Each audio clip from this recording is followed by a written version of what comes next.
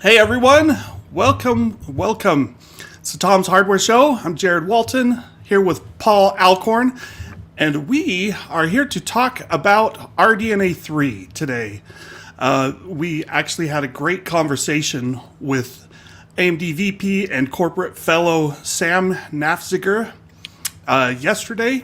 2 days ago, and he talked to us about graphics and RDNA 3 and power and a lot of cool stuff. So that is going to be our main topic.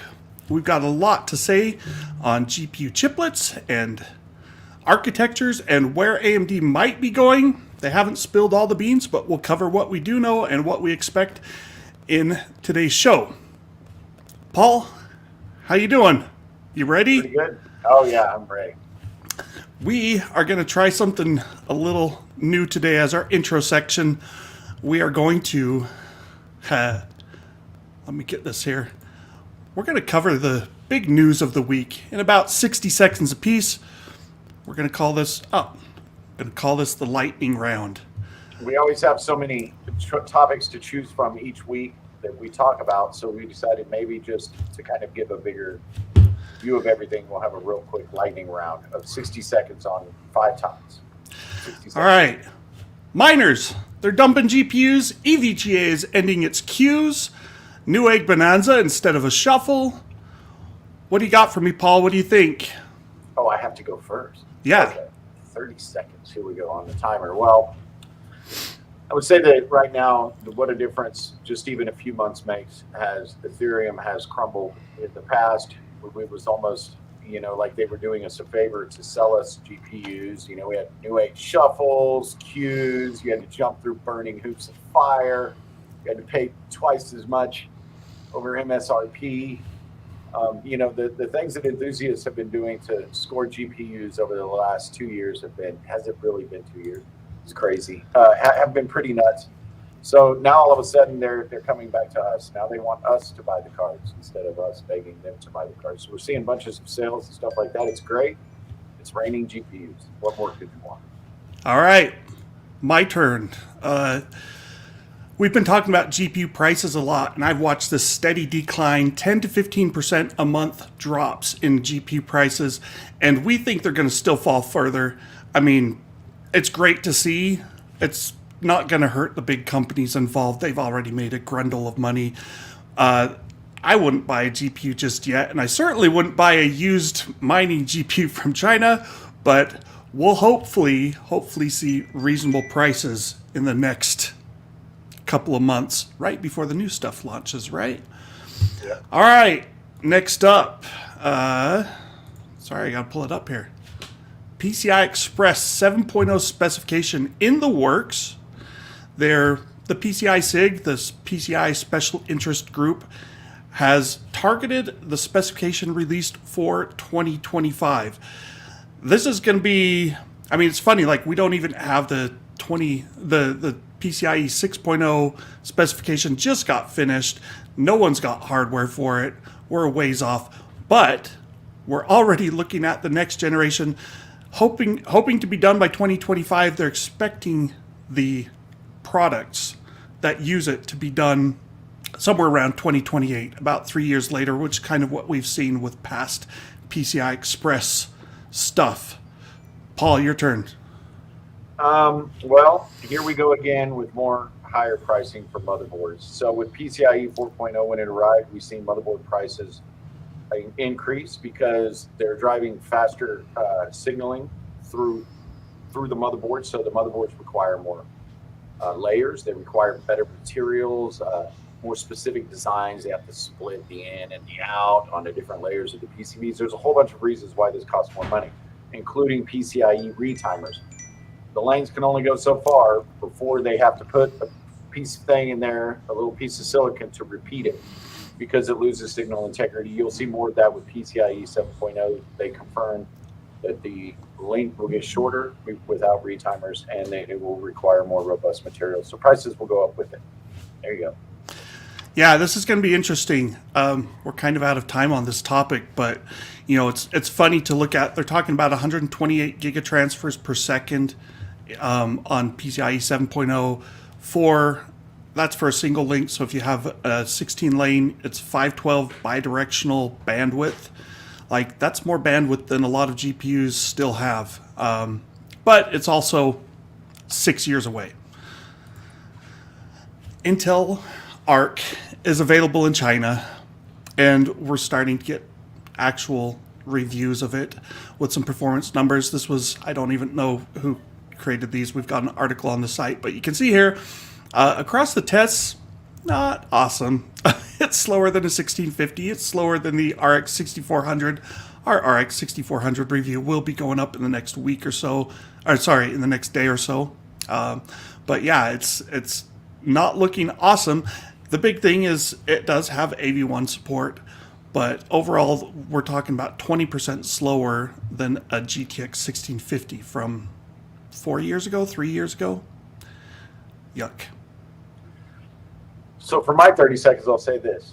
Intel, we love you. You're coming in and competing against two established companies that have been doing this without any real competition for 25 years. Hallelujah. However, what does Intel do with products when it wants to hide them? It launches them in China only, just like it did with Cannon Lake with the first 10 nanometer chips that were faulty.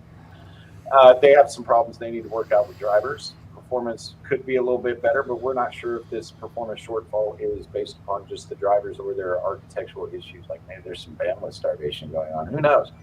We'll know in a few months.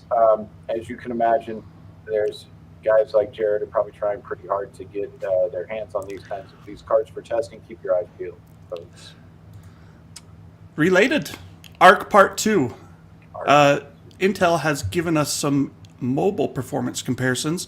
So these are using different laptops. We've got the 3050 Ti, the 3060, and then this is the big Arc chips, the A730M and the A770M. The A770M is the fully enabled 32, what are we calling them? Not compute units, XE cores, that's what they're called. 32 XE cores, 4096 shader ALUs.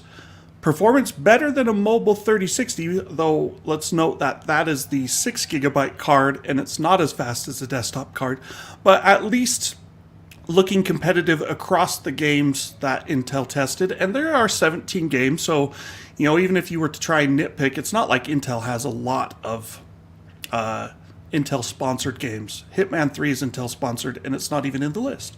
So looking forward to seeing more benchmarks and testing. I don't think it's going to be bad. I just don't think it's going to be great. Sorry. Next one. Threadripper. HEDT. It's going away. There's no more Threadripper high-end desktop. It's all going to be workstation Threadripper Pro stuff. Well, no, it's both now. Sorry. Well, but they're calling it Threadripper Pro, right? Yeah. You don't interrupt me, Paul. It's my time. So it's interesting. I don't know hardly anyone who has a Threadripper system. They are very much exclusive hardware, so I don't think this is a bad thing. I think your high-end desktop, your not high-end desktop, your high-end mainstream desktop with 16 cores is plenty for like 99% of people, so I'm fine with them making this workstation transition. So for my 30 seconds, AMD recently did signal that they said that they would continue to do Threadripper for HEDT in one of a broadcast that they did. But I mean, this really isn't that. These come with 8 channels of memory. They're designed for the pro segment. They cost a lot more than the Threadripper desktop models. They're going to release these to the DIY market. They're saying that. It's going to come as a product in a box, and you can buy a motherboard that will have expensive pricing that'll be way more than a standard Threadripper chip. I believe that they're just basically merging it into the HEDT kind of class chip for consumers into the top enterprise of 7,000. I think this might be our last one. RTX 40 series, more rumors and specs on it. This is from Kopit. I don't know what's his name. Kopit Kimmy? Kopit 7 Kimmy? Anyway, he leaked these potential specs today. We don't know how accurate they are. Take them with a grain of salt as usual. But the interesting thing here is we've got just 3 chips or 3 GPUs, graphics card models launching sometime in the coming few months. the 4090, 4080, 4080, 4070, and they're all using a different GPU. Oh, I didn't put the GPUs in. This is a wrong slide. Sorry. That's supposed to be 8103 and 8104 on the 4080 and 4070. So ignore my error. But the interesting thing here's like lots of cores on the 4090, super high power draws. Even the 4070, they're saying potentially 300 watts, and that's really weird to me because it has a 160-bit bus supposedly. They would have to have a lot of cache to make that work, but we'll see. We'll see if this is even remotely accurate in the next few months. For my 30 seconds, I would say we keep seeing these change. The leakers, as they are, keep coming up with different things. It seems like they're maybe still in the definition phase. This particular leaker is one of the very few that is 100% spot on every single time. But even this individual has given a few revisions of this now. I think that it's kind of in a state of flux, perhaps. Looks reasonable. Well, besides the power, but that's kind of what we're here to talk about. All right. That's our news in 60 seconds for 5 or so topics. Now let's get on to the main event. This is what everyone probably wants to see. RDNA 3, we are talking about, well, so we spoke with Sam Naffziger on Tuesday, and he talked about architectural stuff and what AMD has been doing the past several generations. They've been talking about 50% performance per watt improvements with RDNA, RDNA 2, and now RDNA 3. And it's important because this is kind of an intro to what's going on. This slide here. This is our rate of improvement for new nodes is slowing down. You know, we had 22 nanometer in 2012, 14 came out in 2014, kind of 2015. Then we had this stuck on 10, trying to get to 7, and didn't really get there until 2019. That was like 3 years later than planned. Now we're moving to 5 nanometer. But along with that slowing down, we're also seeing that the area and size is not scaling as fast as it used to, partly because the numbers are marketing, but it's a problem. And then along with this, we have this increasing demand for graphics compute. GFlops requirements are going up. AMD is projecting in the next 2 years, roughly, that we will need triple the graphics processing compute. And they're saying maybe even more with metaverse stuff. I don't know about the metaverse. We'll just leave that for another day. And then we have single precision flops. We do have some good increases in there. And then we have power. Power is the hard one. So you can see for a long time we were stuck at this maximum 250 watt graphics cards. That was the typical maximum. We had a few that maybe pushed that to 300. Then the last generation, we got this range of like 300 to 400 watts, depending on the card model. Like some of the custom cards even used more than that. I looked at an ASRock 6900 XT formula that I think peaked at 450 watts power, which is right where the 3090 Ti is now. And there are these rumors. I mean, like, look at that dot in the top right. AMD puts a dot up at 700 watts. I think that's for the, the 8100, the Hopper H100 is a data center GPU that's pushing 700 watts. There are reasons for that. Like, it's not just because they need that much power, it's because it's data center, and so they have this massive NVLink that consumes a lot of power. But still, GPU single precision flops per watt has been increasing. Moore's law, you could say, is still in effect there, but it's becoming more difficult. And so that's kind of the headline or the intro to what we are going to talk about with RDNA 3. And this is the high-level overview. 50% performance per watt increase. That's the target. We'll say more on that in a minute. 5 nanometer process node. advanced chiplet packaging. That's going to be very interesting to see how AMD does that and what the results are. Rearchitected compute unit, optimizations to the graphics pipeline, and an improved next-gen Infinity cache. Let's start at the top. 5 nanometer process.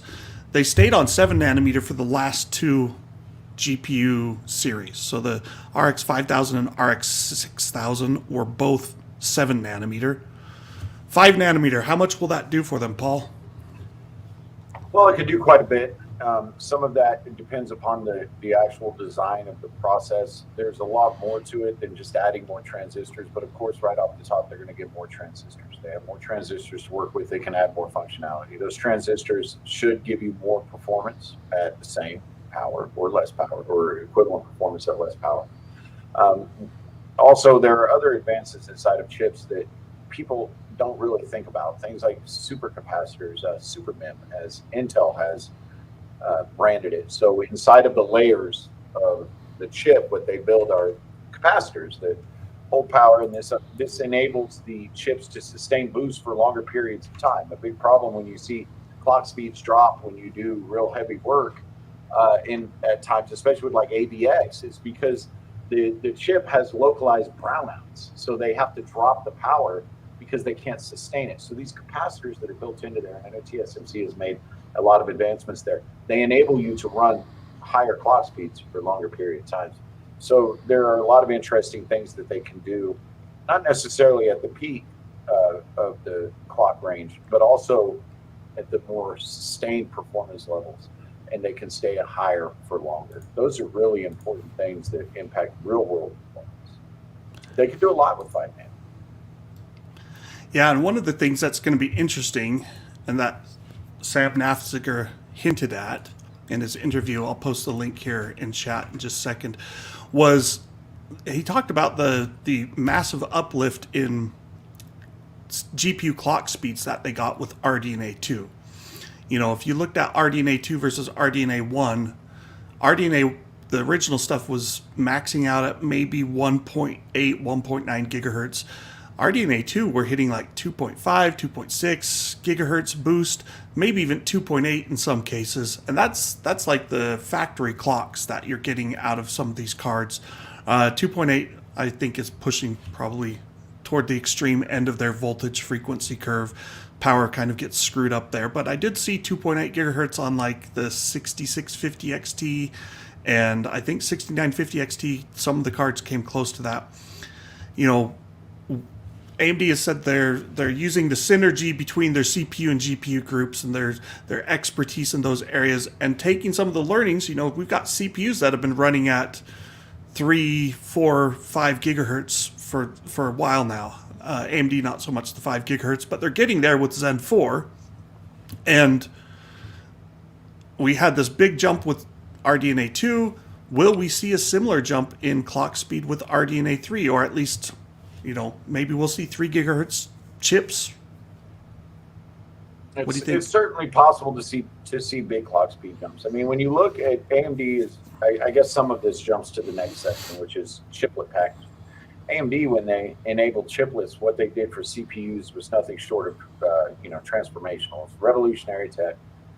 They paved the way. They have more experience with it than anybody. I remember at an in-person event, it had to have been at least 2.5 years ago because of COVID, but at a conference, they were talking about how they were co-mingling the GPU and CPU design teams to work on their future designs. Back then, they weren't where they wanted to be on GPUs, and they were talking about their recovery plan and how they were going to fix that in the future. Right now, we're starting to see some of the results of that, but I do remember them talking about this extensively. But when you look at what chiplets did for CPUs, is it allowed AMD to shock the world and take the lead from Intel after Intel's decade of dominance. Can they do the same thing with GPUs? I don't know, but I mean, come on. They've got some experience here. So to say that they aren't a threat with this type of technology, they know it better than probably anybody, at least in the x86 space. They certainly do. Yeah, so this is the EPYC or Threadripper chipset. I'm guessing it's an EPYC chip. The big chip in the center is their I/O die, and that has 8 links out to the CPU chiplet blocks. And I mean, like, look how small those CPU blocks are. They're repeatable, and they can just stuff on anywhere from 1 to 8 of them, depending on the chip. What will we see with GPU chiplets? That's the big question. And, this is where Naffziger was a little cagey, and he didn't want to say exactly what they're doing. But when I said, are you going to have an I/O chiplet and then GPU chiplets linking up to it? He's like, yeah, that would be what did he call it? Inference. Yeah, a rational inference or something like that. Yeah, so he called it a good inference. He said that makes a lot of sense, kind of. That's pretty much marketing speak for, we can't tell you, but yes, you're on the right track. And he did say they'll be doing chiplets in a graphics specific way, whatever that means. It's different than a CPU. There's a lot more bandwidth than a GPU. So, like, the memory controllers, putting them on the main I/O chiplet, that makes sense. They can keep those back a generation on process node technology. Use 7 nanometer there. They could just basically steal the memory controllers off of RDNA 2 and plug those in, make a few tweaks, and then they add in all their video codecs, all of their display outputs, all of the unified stuff. And then the question is, what do you put on the GPU chiplets? Are they going to put lots of infinity cache there? Probably. How big will they be? Are they going to have 40 compute units or 20 compute units or some other number? We don't know yet. 40 kind of seems like, I thought 40 might make sense. And then I was like, well, maybe that's too high. Maybe they'll do 20, because at the low end, their base model would have the simplified I/O chiplet and a single GPU chiplet linked together via Infinity Fabric version 4, right? I think that's what we're on. Well, they're also using HDMI with GPU, so it might be. I'm not sure what version. But anyway, the point being, if their base model had 2560 shader cores on it, that's kind of a lot. It's not out of the question, but, seems like 20 to 30 might be a better base model. So maybe they use half of a GPU chiplet, one that didn't run as well. Anyway, we'll see what they do. So I think they'll have 2 I/O chiplets, the mid-range and maybe pushing into the budget sector chiplet that will link up to probably 2 GPU chiplets. Maybe could be more, depending on how far AMD wants to scale. I don't think we're going to see 8 GPU chiplets like we did with, Threadripper and Epic, but maybe. But I think they'll have a higher end chiplet that will link to probably at least twice as many GPU chiplets, and it will double your memory bandwidth or your memory interface, maybe even more than double. It might even have infinity cache on the chiplet plus in the GPU chiplet. So the I/O and the GPU chiplets would have some form of cache so that they can avoid going to memory as often, make better use of their bandwidth. We'll see. There's a lot of possibilities there. But this chiplet stuff that we saw in the CPUs, Generation 1 was okay. Generation 2 did amazing. Generation 3, further improved things. And they're not really starting GPUs at Generation 1 per se. They've got a lot of experience with this. And so they're going to take that and they're going to apply it to the graphics realm and hopefully come out of the gates running. How fast will they go? What will their top end configuration look like? I mean, we don't know, but if they can. The question of power. Oh, right. Yeah, power. Yeah. That's. Let's talk power, Paul. Tell me about power. Well, one thing that he touched on quite a bit, Sam did quite a bit, is power efficiency. They're trying to extract more performance per watt. And as Jared outlines in the article, they've done a fantastic job of that the last 2 generations. It's hard to argue that they aren't on the right track, and they absolutely are.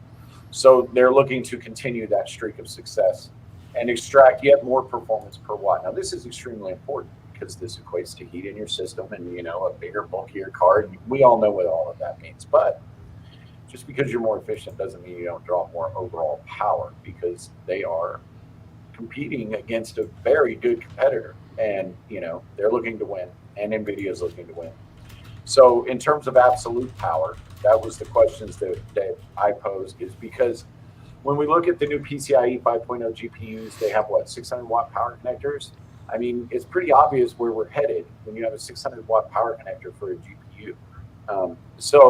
And we know the rumors and things that have been said about Nvidia. So I asked him if ultimate power would go up, and he had a really measured response. He said, yes, it is going to go up. But we have a multi-generational approach. Yeah, let me read his actual quote. Yeah. He says, "It's really the fundamentals of physics that are driving this. The demand for gaming and compute performance is, if anything, just accelerating, and at the same time, the underlying process technology is slowing down pretty dramatically, and the improvement rate. So the power levels are just going to keep going up. Now we've got a multi-year roadmap of very significant efficiency improvements to offset that curve, but the trend is there." And then he goes on to say, "Performance is king, but even if our designs are more power efficient, that doesn't mean you don't push power levels up if the competition is doing the same thing. It's just that they'll have to push them a lot higher than we will." And that's a very accurate statement. I mean, that's, of course, he knows exactly what he's talking about. If you are more efficient, you have more room to play on your voltage frequency curves. You increase the voltage and the power consumption, frequency goes up. It's pretty simple. The more you can extract from that, you can force them to dial it up higher. And it's interesting because, like, he says, "Oh well, our GPU architecture is already." He kind of implied it was more efficient. Like, you could argue that point, but the interesting thing there is, like, I've looked at two 6950 XT cards, and the nominal TBP is 335 watts. The Sapphire Nitro Plus Pure comes factory overclocked to some. It's not a huge factory overclock, but it used about 370 watts, so about 10% more power than the reference power that AMD listed. MSI sent a Gaming X Trio, and I don't know what's going on with their thing, but they say it's got a TDP, so they didn't necessarily say board power. They said TDP, which could just talk about the GPU. They listed it as 340 watts, and let me tell you, that card, it's not a 340 watt card. Default stock settings out of the box, it was using about 430 watts, I think. So 70 watts more than the competition, and all of that gave them about 1 to 2% higher performance on average. And that's where, like, this voltage frequency curve, they went way off to the side where things flatten out, and it's like they had to crank up power an additional, almost 20%, 15 to 20%, just to get 2% more performance. That is not the way you want to do things if you can avoid it. And when they're designing these new architectures, that's exactly what they're looking at. They're looking at reducing the knee of that curve. They don't want to be up there, right? They want to get more power further down, more performance and more efficiency. And efficiency is the way to do that. Absolutely. Yep. I mean, that's what Apple did with their M2, right? They're like, oh, look how efficient our GPU is. And it's like, well, take the RX 6500 XT, the AMD's low-end chip there. And it's like, if you drop the power from 100 watts to 50 watts, half the power, you lose like 20% performance or something. So if you scale your clocks down a little bit, you can save a lot of power. You get a massive improvement. When you look at on the CPU side, AMD has this eco mode that people don't talk a lot about, but of course anymore at least. But we tested it before, and I mean, just dropping the TDP a little bit is phenomenal. You don't lose much at all, but you save a ton of power and heat, of course. All right, let's see. What else do we have to? Other things. Really did not tell us a lot about the re-architected compute unit. You said nothing. But there are rumors. There are rumors, and I suspect there's a good chance these are correct rumors. Nvidia, back with their Turing architecture, they went from having an FP32 pipeline in each CUDA core to having an int32 pipeline and an FP32 pipeline. And they said because there's a lot of memory address conversion and lookups and stuff, that int32 pipeline having it there improved their efficiency or their performance by like 20 to 35%, something in that range. Well, Ampere, they took that and they said, you know what? We've got this int32 pipeline over here that it's only doing about 35% of what it could do, and so they made it an int32 plus FP32 pipeline and doubled their CUDA core counts. And so now you look at NVIDIA's Ampere CUDA core counts and you're like, man, they're at like 10,000 something on their top end GPUs, which is twice as many as AMD's 6900 XT and 6950 XT, which are at 5120 shader ALUs. And I suspect there's a good chance this rearchitected compute unit will double the number of FP pipelines. And so instead of 64 FP32 units per CUDA compute unit, we might get 128, similar to what NVIDIA has done. They might do some other stuff there. Like there's a lot of other options. I've even seen someone suggest that they might do 3 pipelines per compute unit, or something to that effect. I don't think that's as likely, but we'll see. Rearchitected compute unit, though, that could be a big boost to their overall performance. Optimized graphics pipeline, similar thing there. You know, if you focus on things that will allow you to hit higher clock speeds, you can also improve the efficiency of some of the operations. You can improve your ray tracing units, as an example. Like, there's a lot of things they can do. We don't know hardly anything about what they've actually done yet. We'll find out probably in 3 months, give or take, right? Yeah. One of the things that we did ask Naffziger, and he did respond to this, is I said, hey, what about tensor cores or matrix cores? You know, NVIDIA's got their deep learning super sampling that leverages tensor cores. They've also got NVIDIA Broadcast that they're using the tensor cores as well to help with noise removal. Question for you guys in chat. Is my audio clean today? Because I did some things to try and fix the cutouts and garbling that was happening because of NVIDIA Broadcast. But if it's not, I apologize. Throw me a message if it sounds okay, this broadcast. Anyway, I said, hey, Intel's got matrix cores, NVIDIA's got tensor cores. Are you going to put tensor cores in RDNA 3?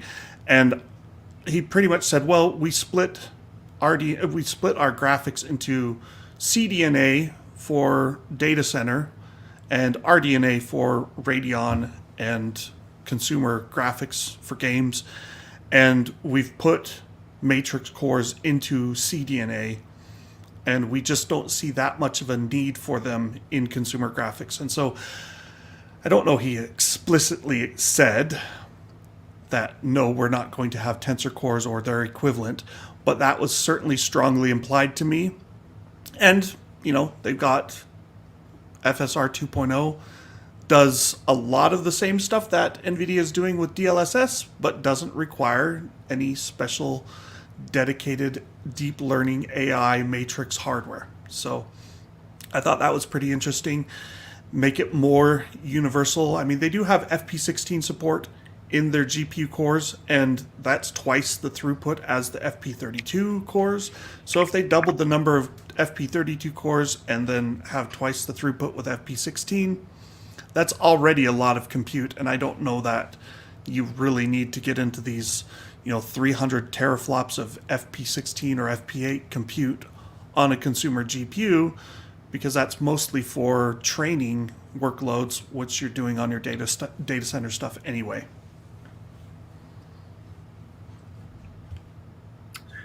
So then it becomes, if they're going to use chiplets, of course, the next question becomes, what about infinity cache? So there is just a general basic rule of all computing that, and no one should ever forget, and interconnect guys know it better than anybody, and that is that it costs more power to move data than it does to compute it.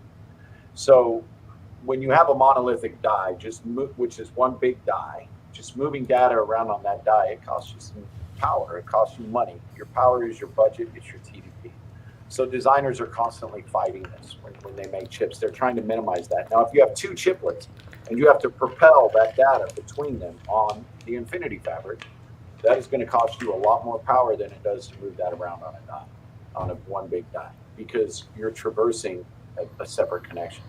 So when you look at the Infinity Fabric, off the top of my head, I believe it's 2 picojoules a bit is the cost of moving a bit from one chiplet to another. That's the general number that they use. It's not going to be accurate in all cases. But when you look at something like Intel's EMIB, which is a specialized connection between chips, even different types of connections consume more or less power. So Intel, when they communicate between chiplets, they try to use EMIB, which is more expensive than Infinity Fabric, but it's half a picojoule per bit. So they save some power. So the big thing here is this, is AMD brings a chiplet-based architecture to a GPU. There is this constraint that you're going to spend some extra power. We're talking about picojoules a bit, but we're talking about billions of bits a second. And this equates to a lot of power. Interconnects are a huge power draw, and you really don't want to spend that much power there. So, we talked to Sam about, what are those design trade-offs and how do they, what are the advantages? Some of the advantages there is they can go to newer, denser process nodes faster than they would be able to otherwise, because they're making such small die. Like, they would have never been able to make the 7 nanometer, the compute chiplets off of 7 nanometer when they did, if they waited until it matured enough and got old enough to where the yields were so good, because that takes time, to where they could make a big chip out of it. So instead, they were able to jump onto 7 nanometer early because they're using it. So they gain some here, they give a little bit back here. And then, it gives them other design efficiencies, scalability. And having smaller chiplets, you get better yields. And, there's a lot of different benefits there. But it's just an interesting thing to keep in mind. And this is where AMD's experience with the Infinity Fabric and doing this with CPUs for so long is absolutely critical. And, that was actually, I believe, Jim Keller, one of his areas of expertise. One of the things that he helped work on a lot was the Infinity Fabric, because that's an integral technology for AMD that they can use to span across all sorts of products. And so it will be extremely interesting. I will be keeping a close eye of how because it's interesting to me, of how they're going to implement that in a GPU. Yeah, and I remember when they first launched Ryzen back in 2017, and they talked about their Infinity Fabric, and I kind of rolled my eyes at the time because they said so much about Infinity Fabric, and I'm like, hey, we get it. It's an interface between the CPU cores, and I'm like, but you had interfaces before, and they're like, yeah, but now we're standardizing this protocol, and we're going to use it elsewhere. We're going to use it in GPUs, and I thought, okay, fine, whatever. I poo-pooed it a bit, and then as Ryzen rolled along, it became a much bigger deal. And now here we are, and I'm like, like Infinity Fabric, the work they've done there has been fundamental in a lot of the improvements that we've seen over the past several generations of CPUs and GPUs. I wanted to go back to something you also said on the 7 nanometer. So you said they couldn't make a monolithic die as soon, right? Well, but they did. They couldn't. Yeah, they could, but with the right yields. What are you going to yield for? So my question is, like, they did the small CPU chiplets for Ryzen, relatively small at least, but at the same time, I guess they weren't huge. They had the RX 5700, the Navi 10, and those were 250 millimeters. So you have to understand that a GPU has a bunch of different repeating structures, far more repeating structures than easier to harvest. Yeah, if you have yields, they can go right around them. With CPUs, you have a lot more critical pathways. So if you have a bit or just a defect that falls inside of a certain component of a chip that has a lot of repeating structures, they're disabling SMs and things of that nature, you can survive that. But if you have it with a CPU, you have a lot more critical pathways, to where if you have one defect in that critical pathway, your chip is done. When you look at things like Intel's F series, for instance, a lot of those probably aren't even because the GPU itself has a problem. It's because of a defect in some sort of interconnect that's bringing those two pieces together. So with GPUs, yeah, absolutely, they can pull off bigger dice. And the same with FPGAs. FPGAs are probably one of the absolute best examples of where you have a very high tolerance for defect. So yeah. Yeah, and I will say, like, when you talk about Navi 10, their first RDNA chip, like, it's 251 millimeters square. That is not a big GPU. I mean, Nvidia, a year earlier with the RTX 20 series, they launched the TU102. That is a 754 millimeter square chip with the 2080 Ti. I mean, that's 3 times larger. That's huge. And that's why Nvidia stayed on 12 nanometer or 16 nanometer. Those were 12 nanometer, yeah. Because they were like, yeah, we want to be able to do a bigger chip. You know, AMD's second generation RDNA 2, they have gone up to basically double the size, 550, sorry, let me get the number right, 520 millimeter square chips with Navi 21. And with RDNA 3, what we kind of are expecting is, my expectation is, they take all of the generic GPU stuff out. Memory controllers, video codec stuff, your display outputs, pull all of that stuff out. And that's like on a chip like Navi 22, the RX 6700 XT chip, that's still like half the die area almost. You know, if you included Infinity Cache in that, it might even be more. But I think we might get Infinity Cache on both the I/O chiplet and the GPU chiplet.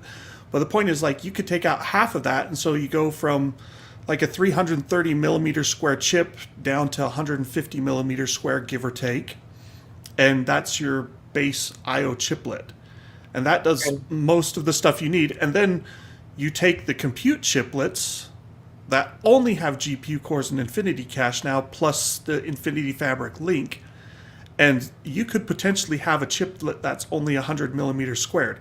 And even on 5 nanometer, even on a new process, like, that's going to yield very well because, hey, you know, it's small. We get 1,000 of them per wafer. and there's a concept here that's kind of important too. So if you go back to that slide, I don't know if you can roll with that. The slide that shows the progression for 5 to 10, and it shows SRAM analog logic. Right? Yeah, let me, So I think this is one. There it is. So when we look here and we look at logic, that's your transistor, that's your brains, that's the on-off switches. When you look at the scaling, as they go, the transistors are getting much smaller. Logic is getting much smaller. But if you look at SRAM, that's your on-die caches. They're not shrinking as fast. So you may get like a 1.7x or a 2.1x or a 2x factor of scaling on logic, which means it gets twice. It's half the size. But SRAM, you'll be lucky to get 1.7. SRAM, as you go to each new process node, the size of your caches aren't improving as much as at as fast of a rate as logic. So those continue to eat up a lot of room on your die. Now, how big of a deal is that? Well, that's a really big deal when you could cram in a whole lot of logic into that area. You see what I'm saying? And then when you look up top at analog, that's I/O. Analog are the type of interfaces that are used for I/O. Look at the scaling on analog. What scale? Yeah. There is no scaling. So when you keep analog on the same die, you're not only are you continuing to use a ton of room, but each square millimeter becomes so much more precious because there's so much more logic you can cram in there, right? It's like robbing you twice. So yeah, it's taking these things off, especially analog, more than anything, is smart. And SRAM, that lack of SRAM scaling, that's why you have 5800X 3D. That's why you have 3D cache, is because the SRAM would eat up too much of the compute. And then with analog, when you look back, that problem with analog began a long time ago. I would probably say it began somewhere around Zen 1 when they, or the first Zen that they went to chiplet-based architectures, and it's because analog I/O is the same.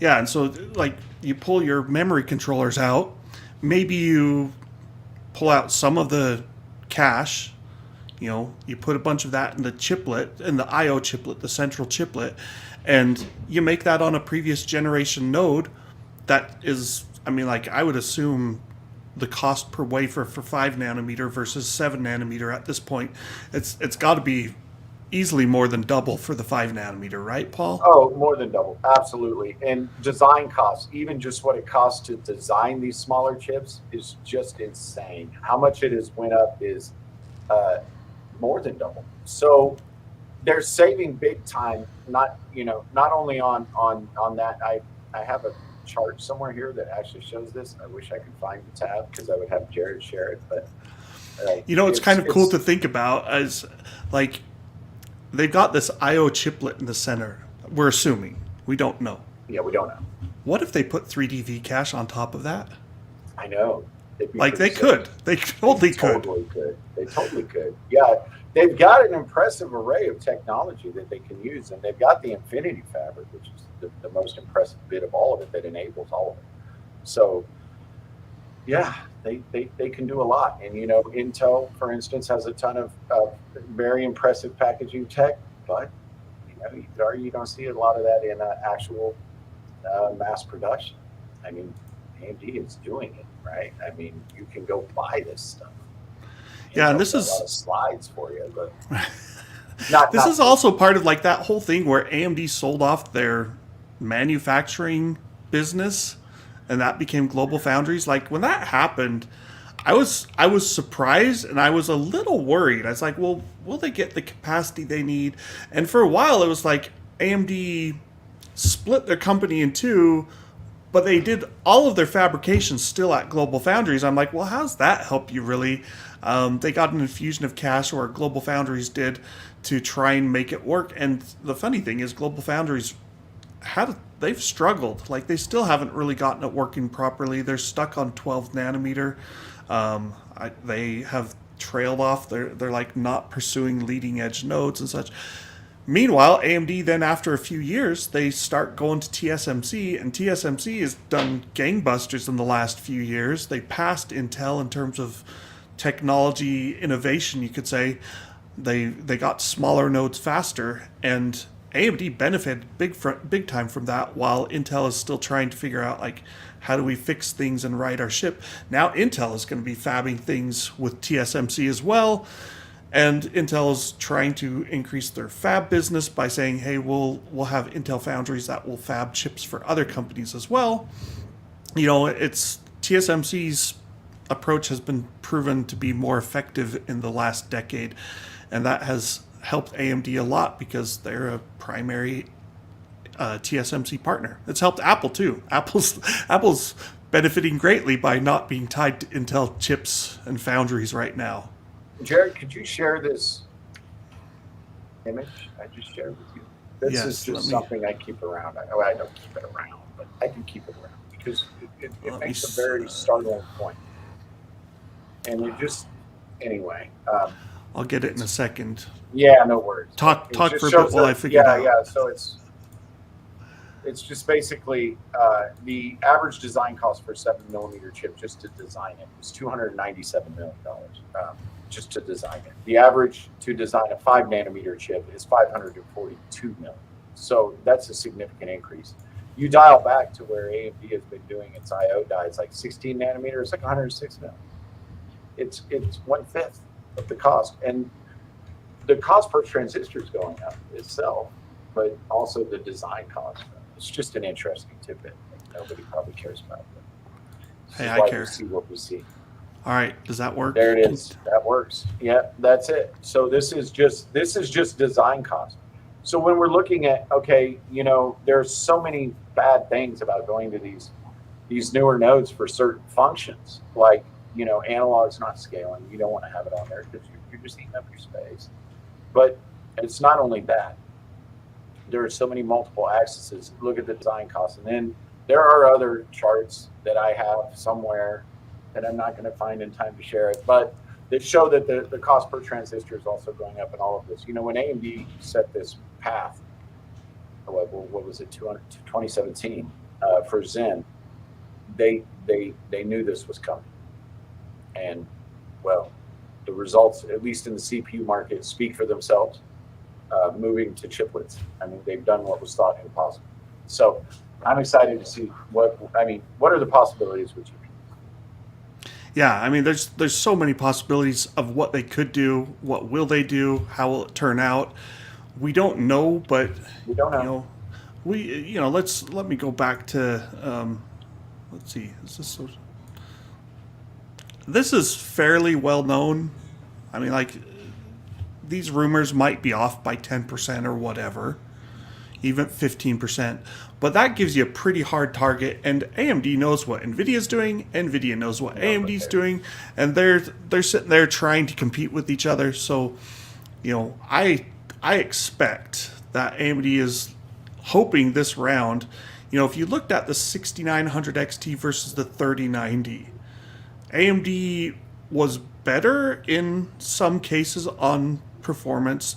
They really lost out if you ever did anything with ray tracing. They didn't have DLSS, and they didn't have FSR2 or FSR1 at the time of launch. So they had a lot of things that were missing. Now you look and, 2 years later. And a whole lot of money from Zen later. Yeah. And Zen's been selling like hotcakes. I mean, their GPUs sold like hotcakes too. Yeah, but they have money now. Yeah. Yes. Yeah. So you take this, and they're going to, improve on all of these things in order to compete with the 4090 at the top end. That's my expectation. So, if they have the equivalent of a 6700 or maybe even a 6600 XT in a single GPU chiplet, and then they can slap 4 of those things together and cost effectively scale performance like that, you could end up with $1,000 GPU that outperforms, or at least comes very close to outperforming, the RTX 4090 of the next generation.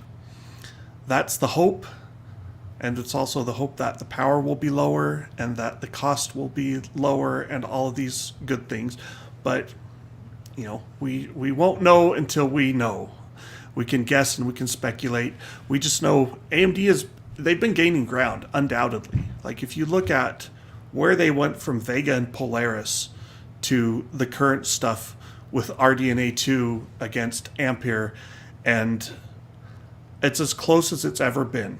Nvidia's now pushing their extra stuff, DLSS and ray tracing, as the differentiating factor.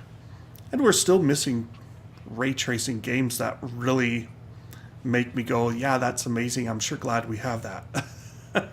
I keep on waiting for the game that makes me go, this is amazing, and I'm so happy that Nvidia pushed for ray tracing back in 2018. One of these years. All right. Anything else we need to talk about? Any questions? No one's asking questions over there in chat. We get off easy. Yeah, we get off easy. No big complaints. So, everyone's dealing with the slowing down of Moore's Law. Even if Nvidia or AMD, I think it's Nvidia's like, no, Moore's Law is not dead. We're still getting it or whatever. No, they're not. They're just doing things different ways. They're doing chip stacking and things. But we know that things are slowing down on process nodes. The time that it took to go from 10 nanometer to 7 nanometer to 5 nanometer, it gets longer, and those numbers don't become as meaningful. Your analog interfaces don't scale as well. Power doesn't scale as well. Density doesn't scale as well.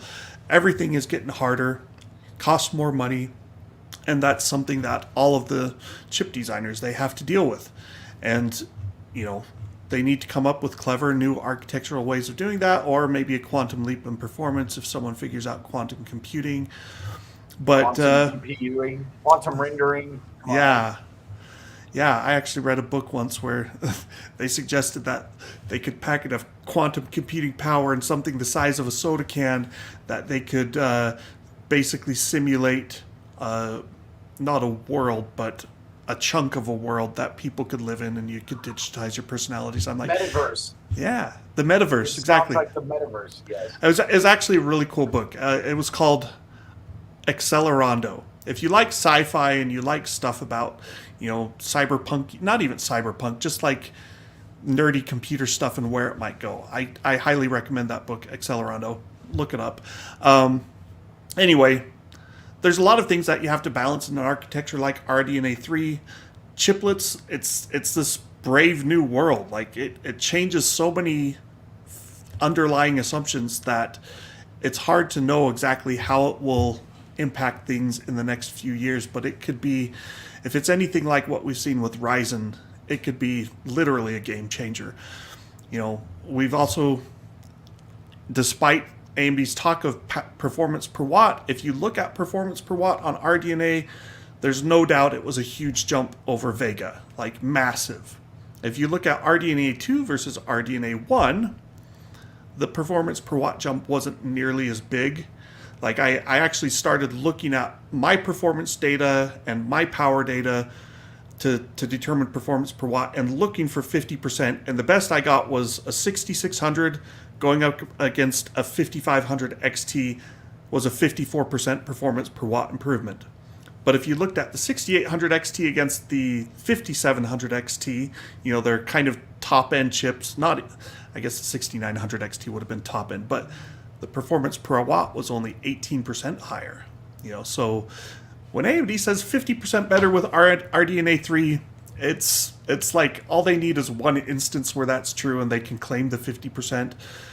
I don't think it's going to be universal. I think we'll see these extreme cards that are going to push up to 450 watts or more, and they won't get the same efficiency as they get out of a 300 watt or a 200 watt part.